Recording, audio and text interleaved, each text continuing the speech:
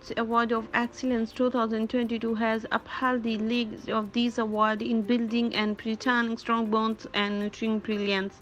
The United Nations Global Peace Council, an initiative by the Abidjan Foundation, headed by Dr. Burka Borsha, affiliated with the United Nations and its global partner, presented the Emirates Award of Excellence and Honor Decorate.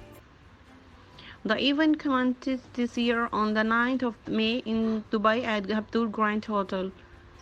Autograph Collection Dubai has been a part of global initiatives and to promote reforms, development, and it demonstrates a great step towards harmonious living and enhanced diplomatic relations between countries.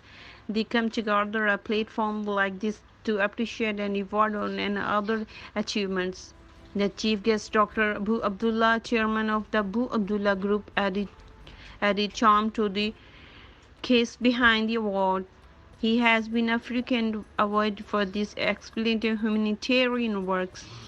Dr. Abdullah is a multifaceted man.